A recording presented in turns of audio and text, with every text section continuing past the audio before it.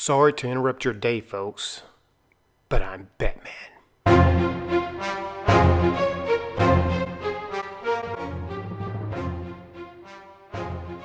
Hey, what's good, comic fans? This is Confire Comics, and we're here to talk about Batman issue 48. I'm Confire Rich. And I'm Confire Nate, and as you remember, it ended last time with us thinking, holy crap, the Joker's not dead. Right? Mm-hmm. And we're all like, what was going to happen? We're so like, then it ended. And we've had to wait this long. But guess what? It's back, and it starts off very interestingly. Richie, what'd you think? It was good. I got right back into it because, again, remembering how the last one ended, it was like, yo, are they actually going to be friends? Like, are they going to be enemies? Do they know who they are? I had actually forgot that. I don't know how I forgot this, but I forgot that Bruce realized that he was Batman in the last issue.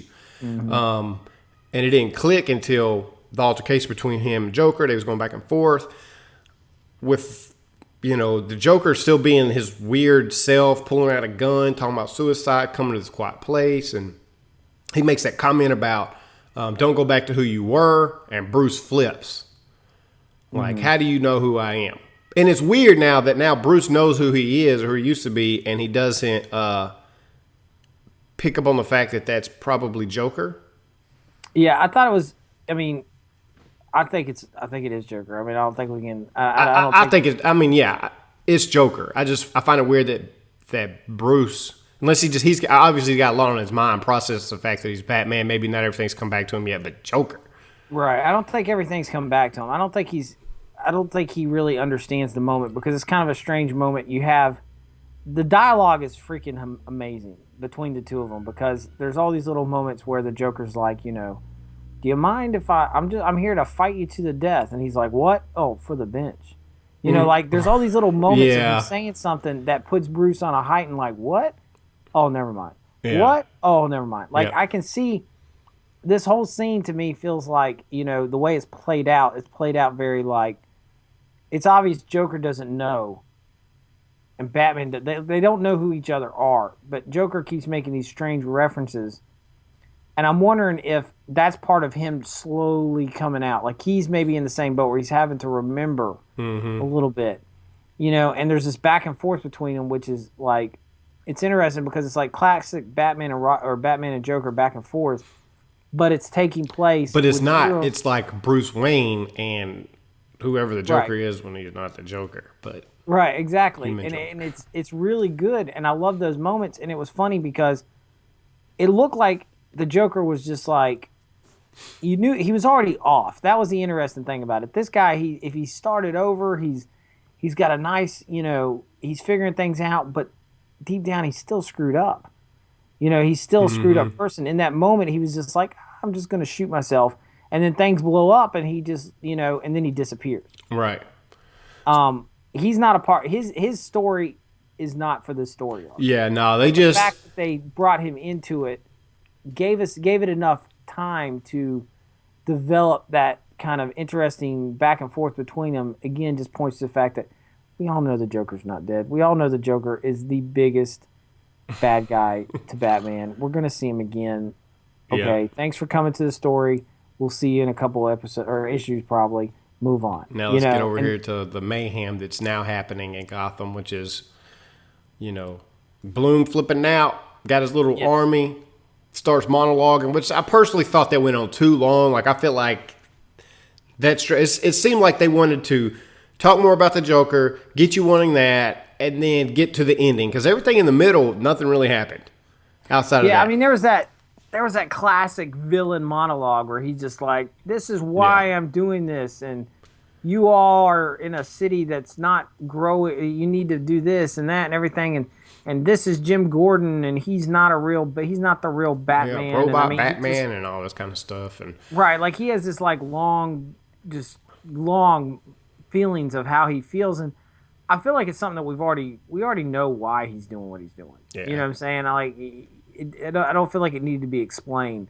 But then, of course, this is all on TV. He tells people, if you want to stand up, I put seeds all over the place. Just find these seeds, put them in your bloodstream, and you can be just like me, and all this kind of stuff.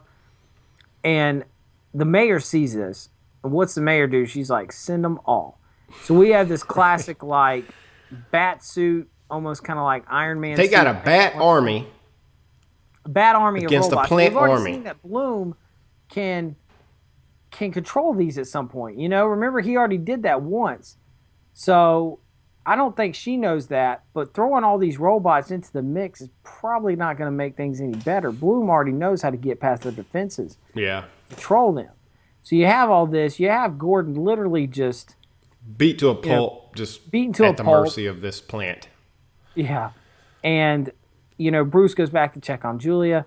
One of the kids has taken one of these things, starts, you know, creeping out, you know, turning in all kind of craziness.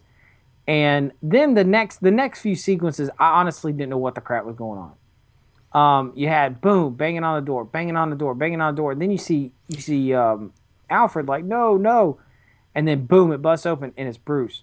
And he's like, take me to my cave. Bro, best line. Like, to me, that was worth the whole comic. The beginning was awesome. The middle I could have done without, but obviously we needed it because it created the mayhem that Bruce is just like, okay, got all these crazy Batman, got these people, the town's going crazy. Obviously, I can't run from who I am. And like when he said that, that dude was just like, take me to my cave. I was like, yes, take him to a cave. Finally. The thing I'm wondering about that was Alfred upset because he didn't know who knows. it was? Or was he upset because he really wanted a better life for Bruce? Yeah, that's a good point. That's actually a really good point. That maybe Because I was wondering in that moment, was he like, no, because he thought someone was trying to break in the house, or he knew it was Bruce, and then Bruce broke in. He was just like, oh no, I wanted you. You were so happy, you know. I didn't want you to have to go back to this. Either way, Batman's back. Batman is back.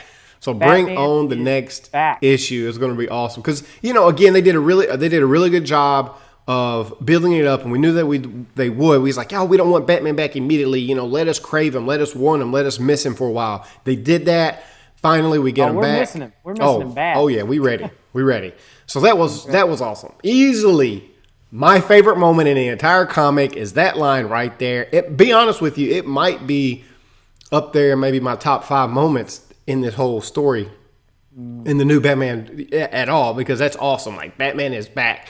Let us know down in the comments below, what was your favorite moment in this comic? Like, comment, subscribe, all that good jazz, man. And until next time, guys, we're out. See ya.